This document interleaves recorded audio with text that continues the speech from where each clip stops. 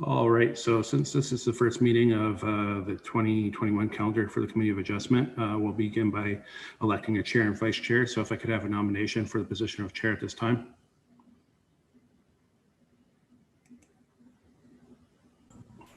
I'd like to nominate Peter again. He's been doing a great job. All right, thank you, Vincent. And would someone like to second that? I see Paul waving his hand and Samna as well. Thank you. Sorry, were there any other nominations to come forward at this time for the position of chair?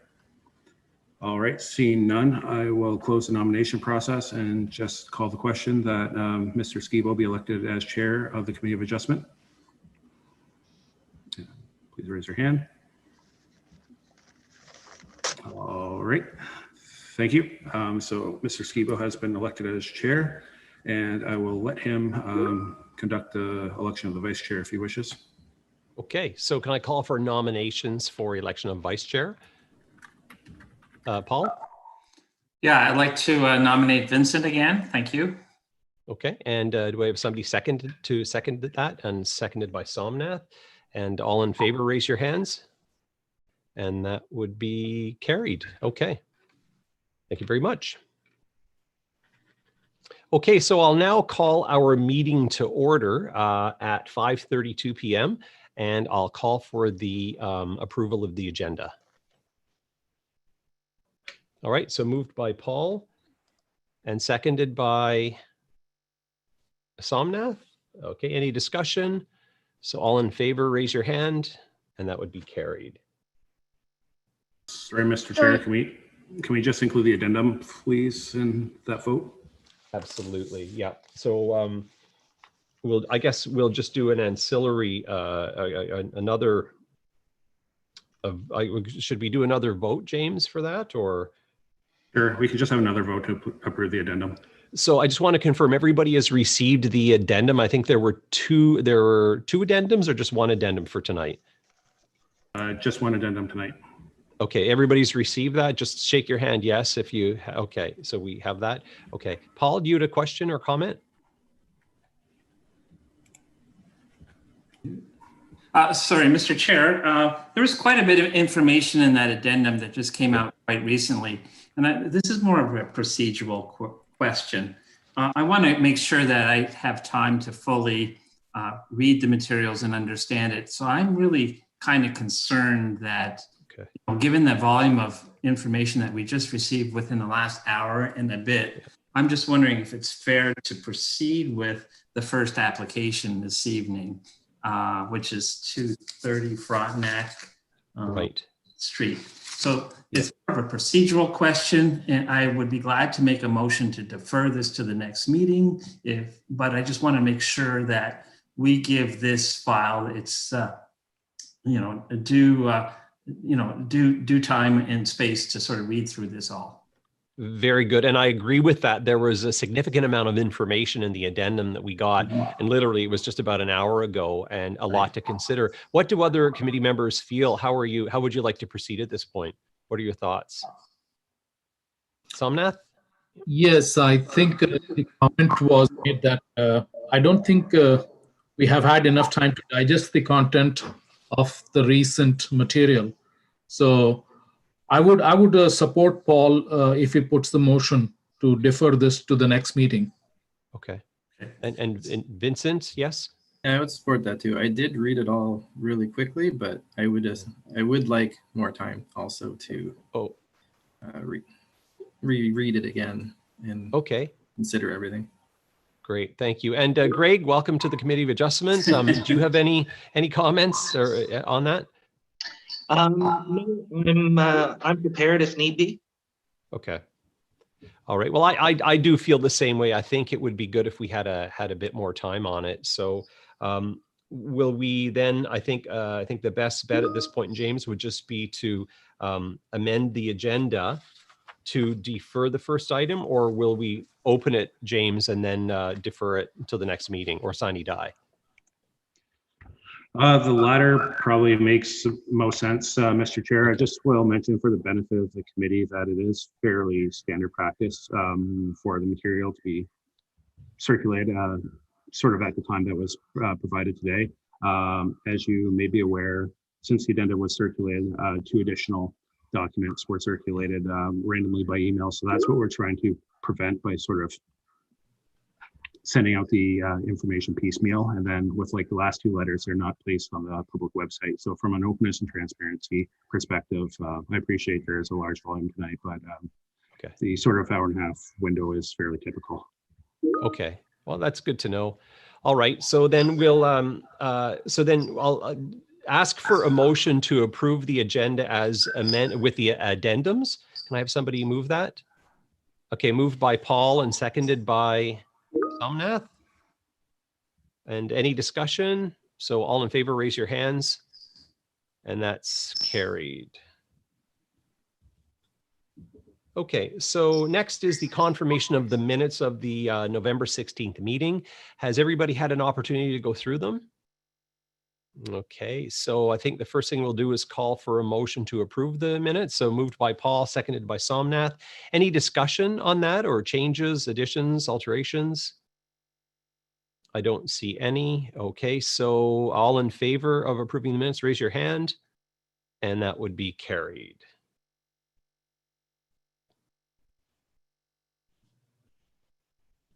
All right, are there any disclosures of pecuniary interest this evening with respect to any of the applications?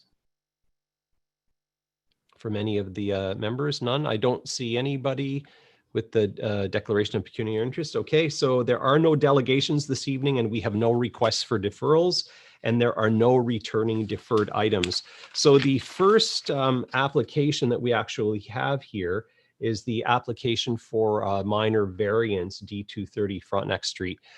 Will we read this in, James, or will we just make a motion at this point to defer? The committee can defer it at this point. Okay, so can I call for a motion to defer?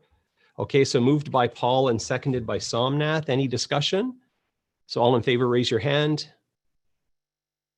And that would be carried. And my apologies to the applicant and to their agent and certainly to the neighbors and members of the public who are interested in this one. But I think we really want to give this the greatest possible consideration to understand what's in the best interest of the neighborhood and the neighbors and the applicant and the city moving forward. So we'll work through the process and we'll see this come back to the committee for next meeting. All right. Okay, so now we're on to the next application, which is number B. And can I get you to read this one in, Lindsay, please? Through you, Mr. Chair, this is an application for minor variance, file number D13037-2020 at 61 Livingston Avenue. Phil Prell will give a brief presentation on behalf of the city.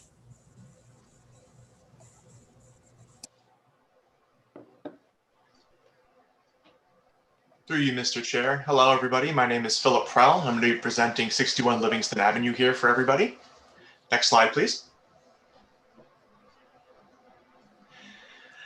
Through you, Mr. Chair, the purpose and effect of the application regarding 61 Livingston Avenue is to add a 1-story addition with approximately 40 square meters of additional floor space to the existing single-family home. The proposal will also move the driveway entrance from Davison Street to Livingston Avenue. Due to the site configuration, such as being on a corner and non-conforming building aspects, this addition necessitates multiple variances to bring the property into compliance with the zoning bylaw. Next slide. As a quick heads up before we get going, this is a semi-complicated variance here. There's multiple variances in play, so I tried to do my best to kind of outline my rationale on the side. I'm going to be reading some of that in whole and some of it in a little bit less. And just to start with that, if you look at the 2 properties on that key map there, 62 Livingston Avenue and 48 Eller Beck Street, that's going to be important considerations going forward because we're going to use them as generalizable examples for the variances requested for this property. So I wanted to draw that to your attention right off the bat. So again, this is 2 local streets here, Livingston and Davison Street. It's located roughly 200 meters north from King Street, 175 meters south from Union Street. The property is located in a quote-unquote stable neighborhood. As a result, changes should reflect the prevailing pattern of development in the neighborhood. A site visit of the property noted a mixture of single detached houses, rental units, row houses, and two-family dwellings. And I've already pointed out 62 and 48 Ellerbeck Street. Next slide, please. Okay, so as you can see, we have 5 variances here. I'm not going to delve too deep into them because every slide afterwards is going to show the variance and it's going to show the rationale behind it. But these are the 5 variances here we're going to be looking at. So minimum front yard, minimum side yard, specifically aggregate side yard, percentage of lot coverage, maximum building depth, and driveway width. Next slide, please. Okay, so I just want to draw your attention here quickly to a few aspects on these plans. So the left here is the site plan in question. As you can see, there's a driveway on Livingston Avenue. The previous location used to be on Davison Street, actually on city property. So we're moving it to private property, which is, in our opinion, improving the existing situation. You can see the bottom there, on the bottom of the site plan is the 1-story addition. It is a 1-story addition. I wanted to emphasize that. And it does add a larger footprint to the property, as you can see, and the built forms in the northern, southern, eastern, and western views. That's the way it's considered to look in terms of a rendering. I wanted to note on the northern view that the addition at the bottom doesn't add any additional windows. So despite being closer to the side yard, there will be no increase in terms of increased privacy loss for the neighbors to the east, or to the north in this case. And as you can see up there, the top of the roof, that would be their walkout patio they're proposing, and they are proposing a privacy screen for that as well to mitigate intrusive overlook. Next slide, please. Okay, so right over here, we're talking about the minimum front yard distance. As it's a corner lot, the bylaw 8499 in the A zone requires that the minimum each side that abuts a street, so the side that's Davidson and Livingston, are both considered front yards for the purpose of interpreting this section. So as a result, this necessitates a variance to recognize that there is a 8-inch loss in terms of the distance from the existing building from the lot line that is next to Davison Street. So that would necessitate a variance there. And the main purpose for these front yard regulations is to control for visual disruption when walking from street to street to street. And long story short, as it's only an 8-inch difference, we feel that it would not frustrate any existing visual continuity along the street here, and it would better reflect an existing design. For example, the cross street building as well, which is located really close to that property line, which is 62 Livingston Avenue. Next slide, please. Okay. So we're going to start with the one at the top here. So the minimum side yard, as we can see that by adding the addition, the property is losing some minimum side yard. And as we mentioned previously in the other slide, the front yard is reducing by 8 inches as well. So when you put those together, this necessitates a 1.4 meter reduction in the minimum aggregate side yard. In this case, the main purpose of the aggregate side yard is to provide for rear yard access, provide a driveway that typically is put behind the front wall of the building itself, and to increase privacy when you have that additional setback in between the neighbors here. As mentioned earlier, the privacy concerns are addressed by not having additional windows. There are mature trees between 64 and 60, or 63 and 62, or 61 Livingston Avenue, and they should be able to maintain functionality to walk into the rear by just simply walking around, and they facilitate that parking space without going further in the backyard. When looking at the driveway width as well, we are reducing from 3 to 2.5 meters, and this is to accommodate an existing fireplace bump out that's part of the actual house itself. And we do understand that the lot is quite thin. However, it is once again coming from public property onto private property. And it is kind of hard to see in this image here, but the driveway starts a bit thin and then gets wider as you get in. So once the car goes beyond that driveway bump out, the driveway width actually gets pretty close to the requirement in the bylaw anyways. And this is more or less added in here just to maintain that, little feature on the driveway so the applicant doesn't have to remove it entirely just to get this driveway moved. Next slide, please. Okay, so this is one of the bigger ones here. So in this case, we're looking at what is the potential for overdevelopment of lands? Because when you look at the site plan here, it looks like most of the lot itself is covered by building area, which is true. However, there are multiple considerations when looking at considering what an overdevelopment of lands is, and 2 of those regulations include lot coverage and building depth, both of which we are requesting for variances, except there are other regulations that we are not requesting, which we'll get there in just a moment. Yes. So both the minimum lot coverage and maximum building depth are in place to control for overdevelopment of lands, and building depth is also to control for privacy and for privacies for rear yards of neighboring properties.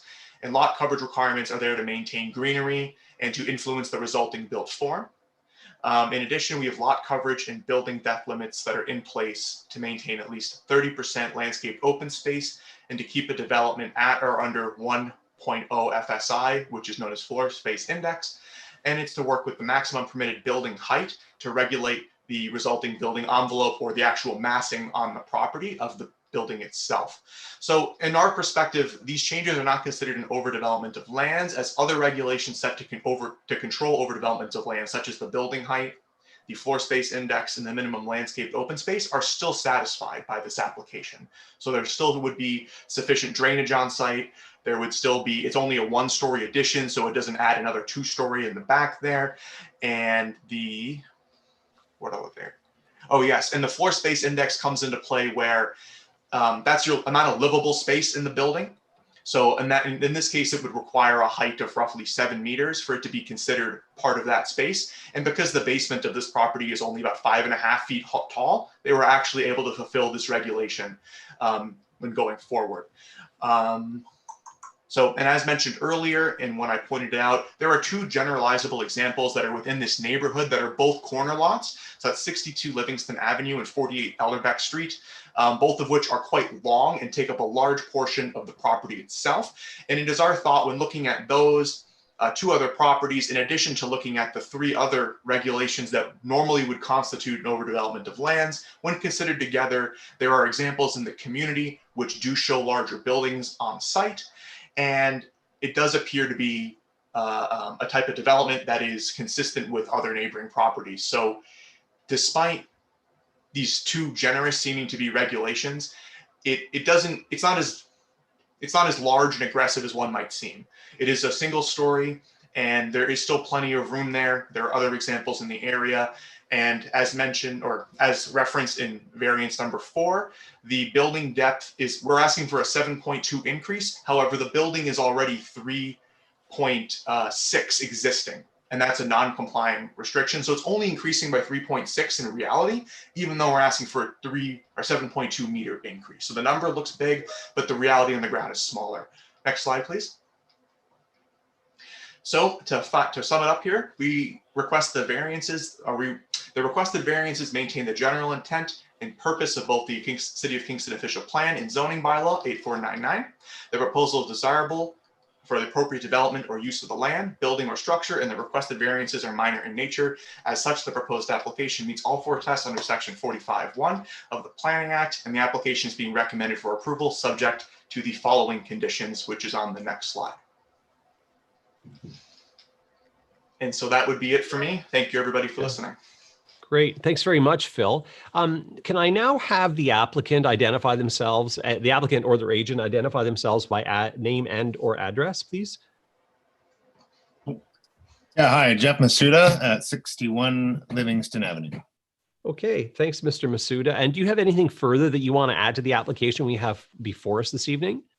Nothing specific. I just wanted to maybe pass along my thanks to Phil Prell and his colleagues in the planning department. This is my first and hopefully last time through a process like this, and I had no idea at the outset just what it would entail. And and it was really, really valuable to go through the pre-application stage with Phil and get the application together in the way that he was able to help. So. Okay. All right. Well, very good. Well, I'll now turn the application over to the members of the committee. Do you have any questions for the applicant or for staff? If you do, just raise your hand. And Paul? Thank you, Mr. Chair. This is to staff, and it's regarding the variance with the maximum building depth. And the staff did a very good job in, explaining what the variance is being requested. I'm just wondering if there's any other buildings or properties around that particular address that have what seems like using the whole lot to their maximum building depth that is similar to what is being asked here. I don't know if it's across the street or next door. I'm just wondering if they could share that information.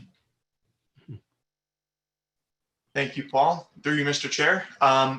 When looking back, if you're able to bring up the key map under slide 3 from earlier, we're able to take a look at the building footprints under the nearby properties. But while that's being brought up again, so to answer your question, Paul, not exactly.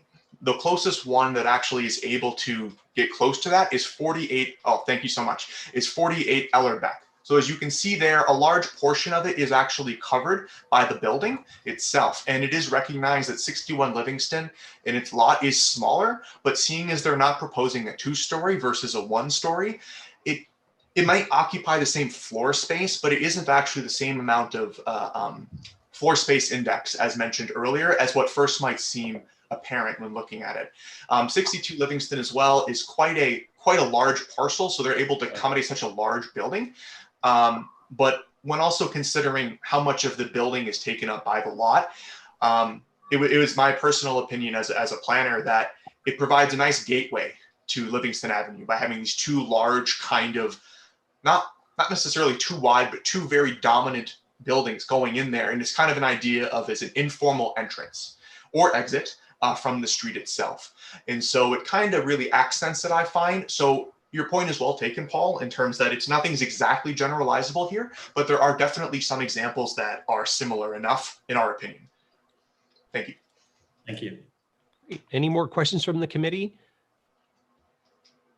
No, I don't see any. Okay, so I'll now open the public portion of the meeting. Are any members of the public with us this evening who wish to speak to the application for 61 Livingston Avenue? If so, please raise your virtual hand in Zoom. And I do see Councillor Stroud with his hand raised. So Councillor Stroud. Yes, hello. 1 sec. Might as well put myself on screen. Hi. Yes, I am familiar with this application, and I have corresponded with both the planner and the applicant, just doing my due diligence. I've also done an email search for various keywords on the application, the address and such, and I can report to the committee there is no correspondence that has come my way opposing this application, and I have no concerns from what I've seen from the planner's explanation. This is just for context. This intersection is quite well known in the district because it's the site of the Livingston Street Party, right? The annual street party, which unfortunately did not happen this year because of the pandemic. There's a community effort to get together, and that corner right there is like on the street. The street gets closed, and I've attended several times with my family. It's very popular. And I can report that in the context of both that event and the mood of the neighborhood, that I believe it is that the applicant's statement that he has the support of his neighbors is credible, and I'll just leave it at that. Thank you. Okay, thank you very much for that. Are there any other members of the public who wish to speak to the application for 61 Livingston Avenue? Please raise your virtual hand in Zoom. I'll call one last and final time. Are any members of the public here to speak to the application for 61 Livingston Avenue? Please raise your virtual hand in Zoom. And I don't see any, so I'll close the public portion of the meeting, and I guess we'll just come back to the committee for a motion. So, okay, Somnath, are you moving? Okay, and seconded by Paul. Any discussion on this? No? Okay, so all in favor, raise your physical hand. And that's unanimously carried. So thank you very much. Thank you, Mr. Chair. Thank you. Okay, so we're now on to our next application, which is for 63 Elm Street. Lindsay, can I have you read this into the record, please? Through you, Mr. Chair, this is an application for minor variance at 63 Elm Street. The file number is D13053-2020. Janice Grant is the planner assigned to this application.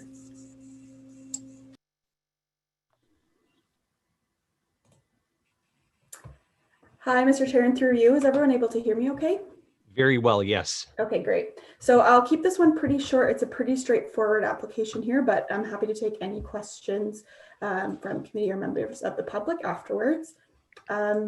So my name is Janice and I'm a planner with the city, and I'm here to provide just a summary of the application for minor variance that we've received for 63 Elm Street. This application is recommended for approval as has been detailed in staff's report. Next slide, please, Elizabeth. So the property is located on the north side of Elm Street, approximately 40 meters east of Chatham Street. The property is a through lot with frontage onto both Elm and Linton Streets, and it's currently developed with a 2-story single detached dwelling and a 1-story garage building that faces onto Linton Street. Next slide, please. The applicants have requested an application for minor variance to obtain relief from the maximum residential building depth provisions in order to permit the location of a 1-story addition at the rear of the property. This addition would be approximately 4.8 meters deep by 4.2 meters wide, and 1-story at a height of approximately 4.3 meters, and would accommodate a more functional kitchen that would allow the dwelling to provide an eat-in dining space, which they don't currently have. Next slide, please. So in order to permit the location and size of the proposed addition, the applicants require relief from section of the zoning bylaw related to maximum permitted residential building depth. So this provision, as Phil talked about just the application before, restricts the maximum building depth to the average depth of the 2 opposite residential buildings. So based on the size of the adjacent properties here, the maximum permitted building depth on the subject property as of right is 11.4 meters. The applicants are seeking 2.3 meters of relief, meaning their building depth with the addition would be 13.7 meters. And I think similar to the question that was asked during the last application, there are, based on an aerial view of the neighborhood, there are a number of houses that are in the same kind of 13 to 15 meter depth. It's an older building stock, so there has been a number of rear additions put on over the years just to accommodate the needs of the people living in those houses. So next slide, please. So here you can see the proposed addition shown on the subject property, which is the middle property here. You can see, like I said, that the adjacent properties have similar rear additions as the neighborhood has been evolving over the years. Next slide, please. And just briefly here, this is from the applicant. The floor plans here just show the layout of the kitchen within the addition, just for the committee's information. So it just provides a little bit more living space for the applicants to have an area to sit down and eat their dinner and whatever they need to do there. So next slide, please. So as detailed in staff's report, the requested variance satisfies the 4 tests of the Planning Act and is recommended for approval here tonight. The applicants are on the phone. They weren't able to join on their computers, but I think they should be able to answer any of the committee's questions, and I'm happy to do so as well. Great, thank you very much. So now I'll turn this over and ask for the applicant to identify themselves by name and address, please. Sure, Mr. Chair. I'm just going to ask the applicant to unmute themselves by hitting star and then the number 6 if they wish to add comment as they're calling in. And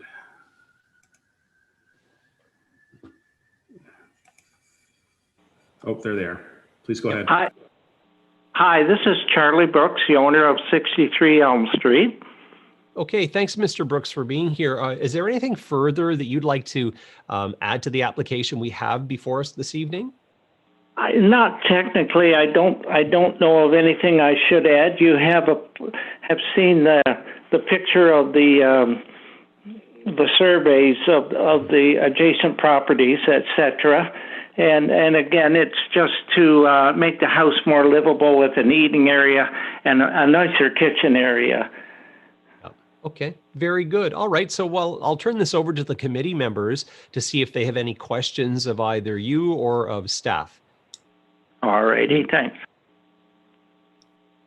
So committee members, I'm seeing a bunch of heads shaking no. So committee members don't have any questions. I'll now open the public portion of the meeting. Are any members of the public here this evening to speak to the application for 63 Elm Street? If so, please raise your virtual hand in Zoom. I'm not seeing any. Are there any members of the public to speak to the application for 63 Elm Street? Please raise your virtual hand in Zoom. And I'll call one last and final time. Are any members of the public here to speak to the application for 63 Elm Street? Please raise your virtual hand in Zoom. And not seeing any, I'll close the public portion of the meeting and come back to the committee for a motion. So moved by Vincent and seconded by Paul. Any discussion on this? So all in favor of this application, raise your hand, and that would be unanimously carried. Great, thank you. Thanks very much, Mr. Brooks, for being here. You can go. And thank you and the committee and the city planners for my help on this. Very good, thank you.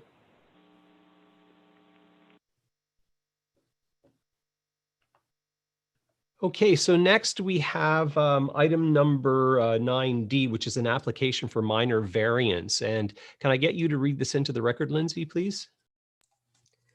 Through you, Mr. Chair, this is an application for minor variance at 101 College Street. The file number is D13-052-2020, and the planner assigned to this application is Megan Robidoux.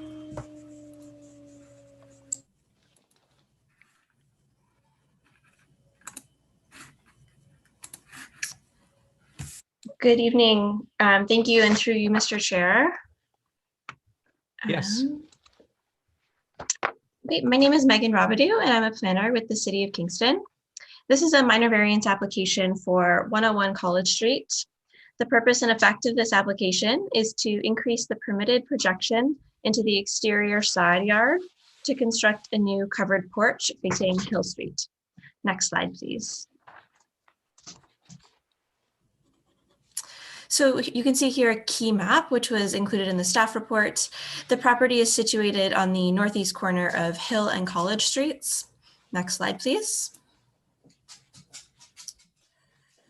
The application is requesting relief from section 5.8C of zoning bylaw 8499, projection into yards, for the minimum setback from an exterior side lot line.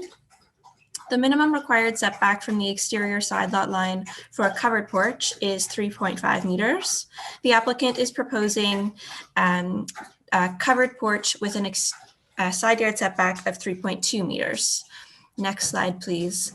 And just for James and Elizabeth, you're welcome to turn on my video if you like. It's not allowing me to do so myself. Perfect, thanks. Okay, perfect. So we can see here the site plan of the former existing side porch. Although it was recently demolished, this site plan shows where the former side porch was, which had legal non-complying status. And if you go to the next slide, you can see here the proposed new covered porch maintains the same side yard setback as the former porch, although it does increase the total area slightly from about 15.9 square meters to 19.2 square meters. Next slide, please. And here we can see the south elevation of the proposed covered porch, which faces Hill Street. Next slide, please. Notice of this application was provided in accordance with the Planning Act. To date, 3 pieces of correspondence have been received in support of the application, all of which were included in the addendum. Next slide, please. The requested variance maintains the general intent and purpose of both the City of Kingston official plan and zoning bylaw 8499. The proposal is desirable for the appropriate development and use of the land, and the requested variance is minor in nature. As such, the proposed application meets all 4 tests under subsection 45(1) of the Planning Act, and the application is being recommended for approval subject to the proposed conditions. And with this, I leave this in your hands, Mr. Chair. I'm happy to answer any questions. Great. Thanks very much, Megan. At this point, I'd like to call on the applicant to identify themselves by name and address and or their agent as well. Hi, my name is Chris Howard from 101 College Street. Okay. Thanks very much for being here this evening. Is there anything further you want to add to the application this evening? No, thank you. Okay, so Mr. Howard, we had 3 additional pieces of correspondence that came to us this evening. The letters, I do believe there were letters of support from your neighbors. Have you actually seen those? Yes, I passed them on to Megan earlier this week. Great. Okay, and committee members, just to confirm you've received those as well. Okay, I see the head shaking. All right, so I'll now turn it over to the committee. Do you have any questions of either the applicant or staff? And I'm not seeing any. I'm seeing shaking heads. So now I'll open the public portion of the meeting. Are any members of the public with us this evening who wish to speak to the application for 101 College Street? Please raise your virtual hand in Zoom. And I'm not seeing any, but I'll call again. Are any members of the public here to speak to the application for 101 College Street? Please raise your virtual hand in Zoom. And I'll call one final time. Any members of the public here to speak to the application for 101 College Street, please raise your virtual hand. And seeing none, I'll close the public portion of the meeting and now come back to the committee for a motion. So moved by Paul and seconded by Vincent. Any discussion on this? None. So all in favor, raise your physical hand. And that's unanimously carried. And that's done. So thanks, Mr. Howard. You're free to leave the room. Thank you very much.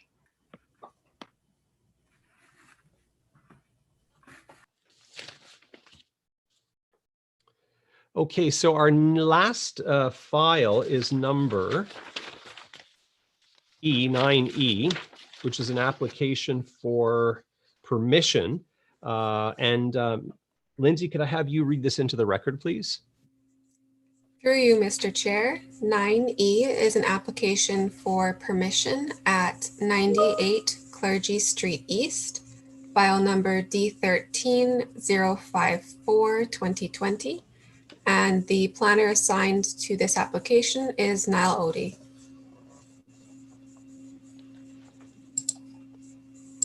Everyone can hear me this evening? Yes, very well, thank you. Perfect. This is application for permission, 98 Clergy Street. The purpose and effect of the application is to expand a legal non-conforming use by enlarging an existing rear dormer, approximately 2.8 meters in width and 0.8 meters in depth, which would provide an additional 10.7 cubic meters of volume to the existing structure. Next slide, please. This key map shows the subject lands are on the northwest corner of Clergy and Brock Streets, and the unit forms an interior unit in a heritage designated row house complex. Surrounding uses include residential, mixed commercial residential, and a little bit of institutional uses as well. Next slide, please. The requested permission, as noted earlier, is to expand an existing rear dormer by approximately 2.8 meters in width and 0.8 meters in depth, resulting in 10.7 cubic meters of additional volume to that structure. The C1-1 zone permits mixed commercial residential uses, but does not permit exclusively residential uses.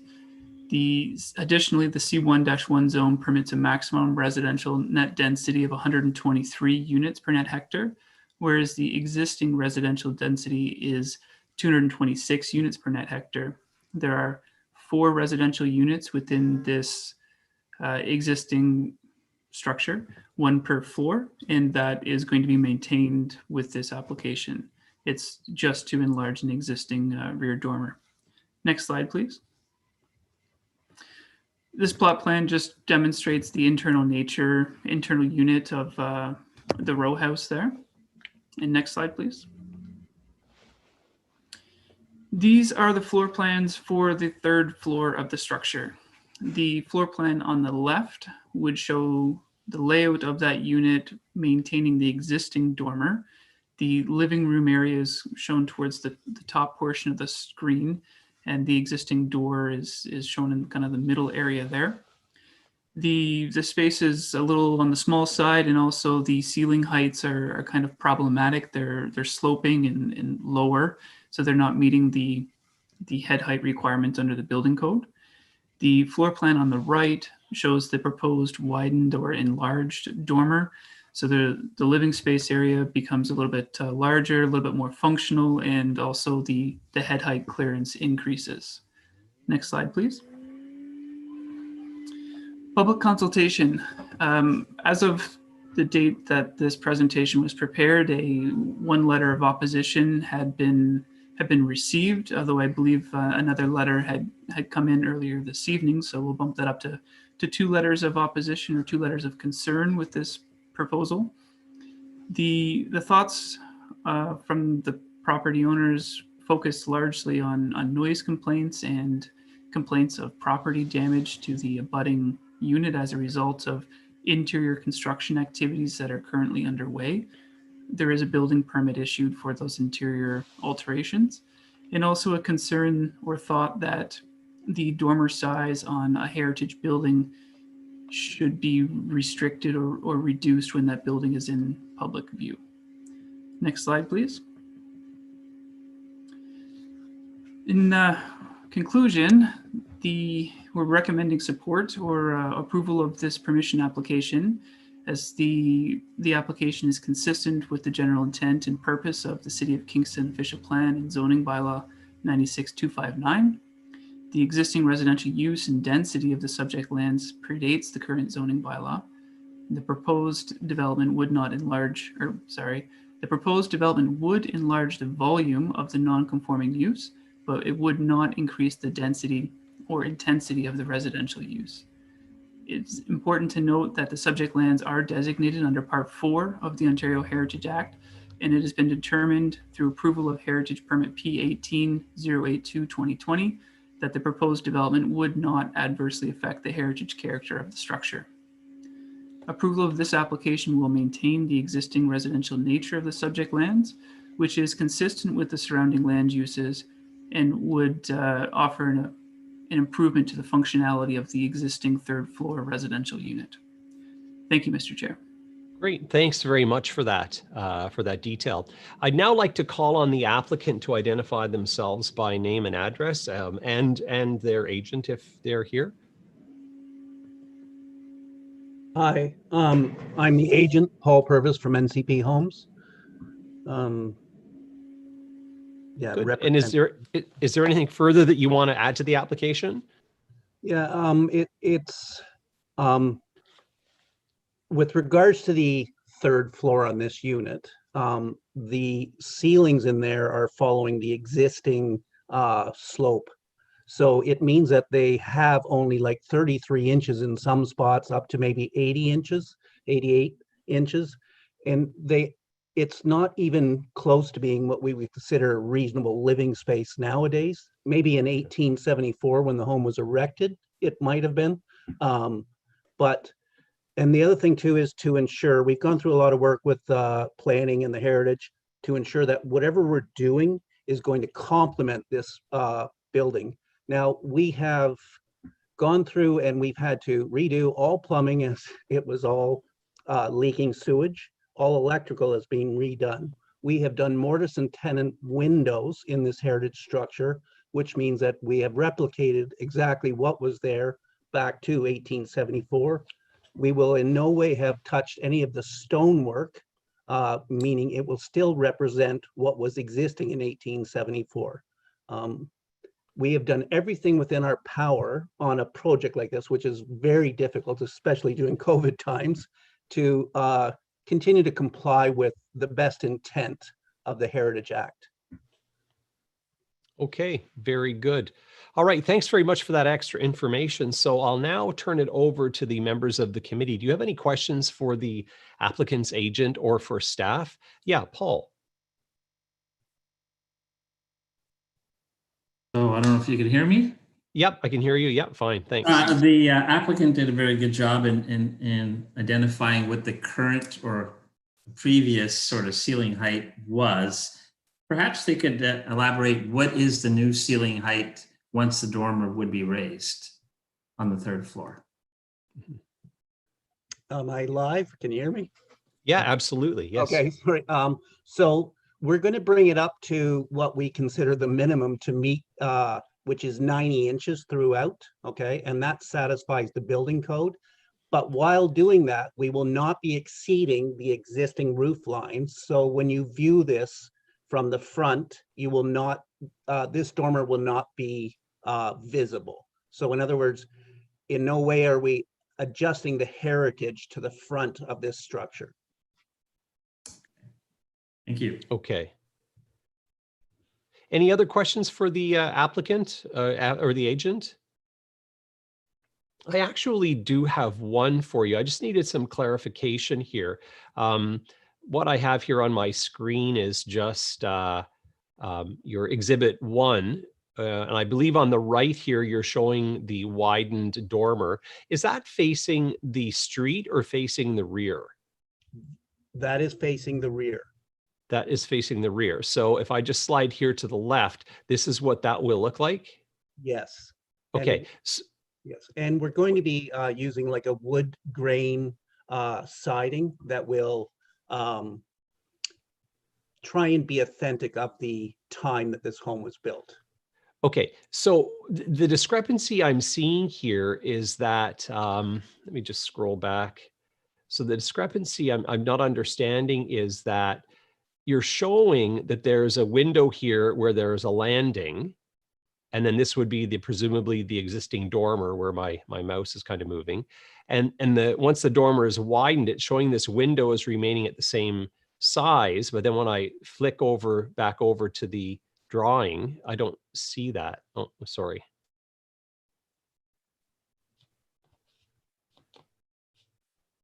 Get rid of my, yeah, you can see what I have here. It shows the dormer, but it shows a very small window. I'm just wondering if the drawing is somehow misleading. Sorry. So if you look, you see the, well, yeah, it's hard to flip drawings here, but you know the drawing you looked at and you saw a window on the right. Yes. That is actually on the landing. So there's multiple, like these landings wind up. So that window on the right is actually on the landing. Which is yeah, down here. Yes. Got it. Okay. All right. Thanks I just needed clarification. It didn't make sense, but no, I'm good for that. Thank you. Committee member, any other committee members have questions for the applicant? None at all. Okay. So what I'll do is I'll open the public portion of the meeting. Are any members of the public here this evening to speak to the application for 98 Clergy Street? Please raise your virtual hand in Zoom. All right, I'll call again. Are any members of the public here this evening to speak to the application for 98 Clergy Street? Please raise your virtual hand. And I'll call a third and final time. Are any members of the public here this evening to speak to the application for 98 Clergy Street? Please raise your virtual hand in Zoom. Sorry, Mr. Chair, they did raise their hand. Just 1 second. Oh, please hit the unmute button and you'll be able to speak. There you go. Thank you. Hello, can you hear me? Yes, very well. Yes. Please identify your name and address, please. Yes, this is Matt Brigden and Curtis Scouten calling from Cypress & Associates Property Management. Okay. So we manage the property next door at 100 Clergy, and over the last several months we've had our tenants complaining about various issues related to the construction next door. A couple of them being that they're working past the 7 p.m. permit time that they've were originally granted, and our tenants have proof of that and documented it with Kingston Police. Secondly, there's also been the adjoining wall that separates 98 Clergy and 100 Clergy. It's a brick wall. It's from the original build. It has been compromised during the process. I'm not too sure what was involved and how it was compromised, but you can sort of see little holes from our side now, 100 Clergy, to their side. And during their build, there's been fumes from whatever chemicals they've been using. There's been mortar, brick dust that has actually physically came through to our tenant's unit on the 3rd floor. And it has caused them, essentially, their place has been uninhabitable for a long period and extensive period of time, where they've actually physically gone to Kemptville to live with their parents. Our tenants are grad students, so they need their quiet space. And granted, there's always construction. There's no way around that. We recognize that. However, we're just wondering if that original wall is considered to be heritage, and what impact the construction team could have, or what steps they could have done to mitigate these issues for the surrounding buildings and our tenants as well. Thank you. Okay, thanks very much, Mr. Bridgen. Are there any other members of the public here to speak to the application for 98 Clergy Street? So I'm seeing none. So I'll close the public portion of the meeting, and I'm going to turn it back now Sorry, to the... Mr. Chair, there was another late hand there. Oh yes, I'm so sorry. Let me just back up. Yes, is a member of the public, you're here to speak to the application for 98 Clergy Street. Please do go ahead. Identify yourself by name and address. For sure. Hi, everyone. My name is Michaela Erdelsky, and I am the tenant that Matt Bridgen was talking about, living in Unit 3. I just want to second everything that he has said about the construction that's been going on. I would just like to let everyone know, like, our frustration with living with this construction going on next door. We believe that the company NCP Homes has not been honest with us or the public about what they've been doing. We have acknowledged that they did not have permits beforehand for certain things that they were doing inside, and now it seems like they're getting permits now. So I mean, I guess that's good, but just basically, we don't really feel that with what they're doing with this dormer, that they should be granted this because of what they've done previously. We also think too that the dormer just doesn't really go with the row houses that are here. If you go to page 144 of the Committee of Adjustment application, you can see you can see 98 Clergy, you can see 100, and they all have these little dormers that go quite nicely. It's very symmetrical. It looks very nice, but what they're proposing is, in my opinion, and I'm sure some of you would agree, is kind of an eyesore. It's large, and the only reason they're trying to do it is they're saying that it's like, for it's better living or whatever. I mean, everyone who rents an upper unit in these buildings is obviously living in a smaller apartment. That's why they're called bachelor apartments, and that's why they exist. So we just don't think it would go. We personally don't trust NCP Homes based on what they've done in the past. And I mean, we have extensive evidence. If anyone would like to contact us, we have videos. We have a bowl full of brick that has fallen from our wall because of what they've done to it, and it's a historical site. So we're obviously quite upset living in Kingston, living in this beautiful historic town, that things have been kind of, and also the fact that they don't really take accountability for anything. I mean, we've talked with them. They've responded to our email saying that they've never had any information brought up to them, but our landlord, Matt Bridgen, as well as us, have been in contact with them, talking to them extensively about what they've been doing. And it seems like they're not wanting to take accountability. So that's just the problem that I see with it. And I really hope that we could get the support from you guys, because I know you guys really care about the history of Kingston, as well as the people residing here and the people that are directly impacted, especially during the pandemic. I mean, I know it's a he said, she said, but I never see anybody from NCP Homes wearing masks. And I live here. I see exactly what they do when they come in and out. They're saying they're impacted by COVID, but they're not even following the KFLA guidelines. So thank you. That's what I just would like to say. Okay. Thanks very much for that. And, and I realize your frustration. I know, as being a developer on the other end and having had properties like this where we were doing a renovation, I understand when you get above the second story and you start working on one side, plastered, everything starts going over on the other side. And it affects the quality of life for everybody in the area. So I personally feel your pain. So thanks very much for that. Are there any other members of the public who wish to speak to this application for 98 Clergy? There are not, Mr. Chair. There are not. Okay, so I'll close the public portion of the meeting, and then we'll come back to the applicant and staff, actually, to address some of the concerns that we've heard from the public this evening. I don't know who wants to go first. We had some issues we're dealing with, construction, going on after hours. the police being called, adjacent walls, you know, mortar collapsing. Anybody want to speak to that? Through you, Mr. Chair, I think there's a couple of things that can be said here. I think, first of all, there was a question about the interior brick wall and whether that was designated heritage, and if there was, you know, issues with the damage to that wall. And my understanding is that this structure designated under Part 4 of the Ontario Heritage Act is an exterior designation only, and that interior feature is not protected. I understand that a building permit has been issued for the extensive interior renovations and modifications to the structure, and so I think that has been reviewed through my colleagues in Heritage already.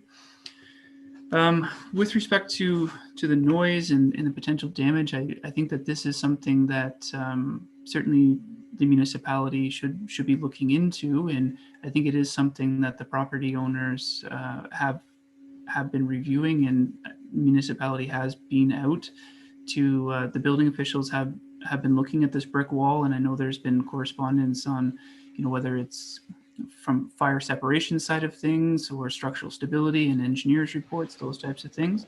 I unfortunately don't have the details on all of what has been reviewed and what's been determined in those types of things, but my colleagues in building services are looking into that and aware of the concerns. Okay, actually, I have a follow-up question for Mr. Purvis, just with respect to the brick wall that's interior. I have a property that's of the same age, and it's a single layer of brick, which is not fire rated. You need 2 layers of that. So is that surfaced, or like, do you know what's going on with that? So we've had, obviously through the building inspector and our engineer and the fire department, all people are involved in this type of project, right? And Okay. it has been approved by the building inspector, okay, and the engineer, all right? We have been, though, going through, like I said, this home, they're in rougher repair than people really realize. Like the structural walls in the basement were totally rotten. We have repointed all the walls simply because they needed it. We have reinforced the limestone foundations. So I know unless you are doing this on a regular basis, you just don't realize that there's so much involved to actually bring something like this back to, and that's what our goal is, to bring it back to a point where it's going to last another 100 years. You know, and I do feel, and I know this always sounds hokey, but we do everything we can, and we try to accommodate as much as we can. And I'm really sorry that they've experienced these inconvenience to their life, and it's tough, but it's a row house, and I know we worked later than 7 o'clock on 2 occasions, and that's when they showed up. The police showed up, and I wasn't actually, you know, because we were trying to just get something done, but after that we stopped doing that. Okay, it was simply and it was one individual actually working there, just trying to do one portion of the job, and it was just better if they were there on their own. Besides that, I don't know what else to say. It's a complicated process. We've been going at this since early in the year between planning, engineering, and design. And it's really complex. It's not easy to take on heritage buildings. And I do feel for the people next door. The good news is we're getting close to the end. Okay.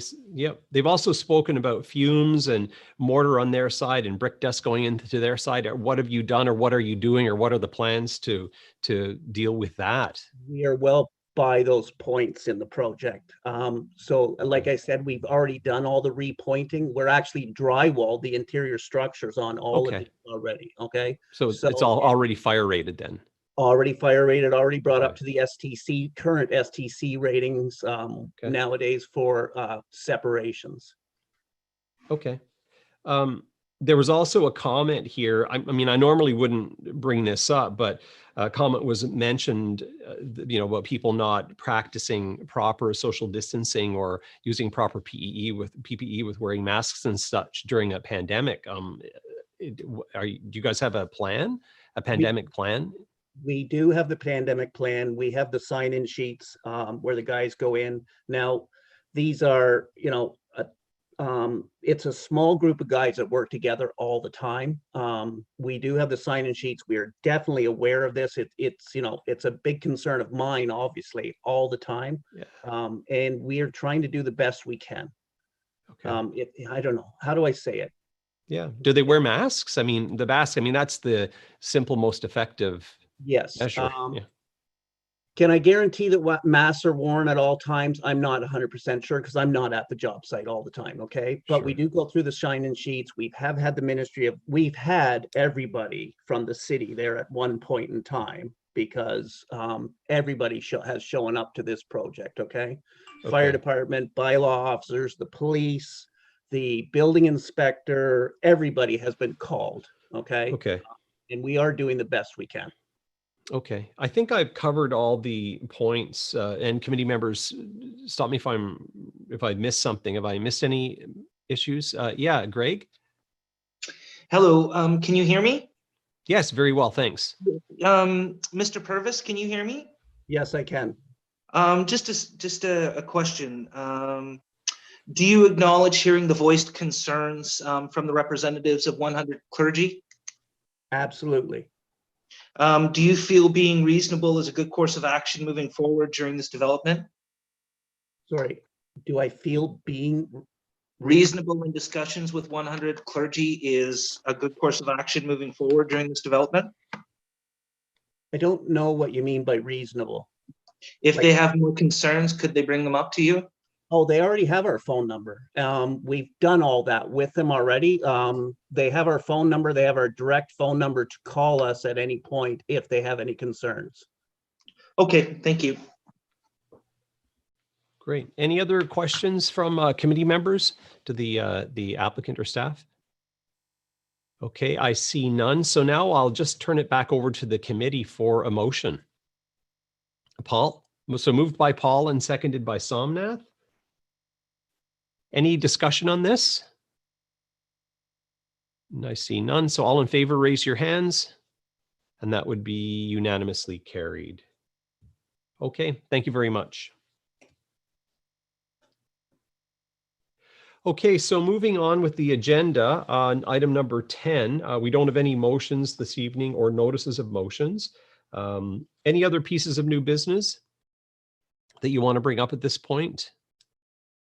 No, I'm not seeing any. So have you had an opportunity to review the delegated authority applications in progress? Do you have any questions about them or, okay, yep, it's quite active. There's no correspondence and we finally have the date of our next meeting to be January 18th, 2021, next year. Let's hope it's a better year than 2020. Okay, so now we're at adjournment. So can I have a motion to adjourn? Okay, so moved by Paul, seconded by Somnath. All in favor, raise your hands. And that's unanimously carried, adjourned at 6:34 p.m. Thanks, everybody. See you next year.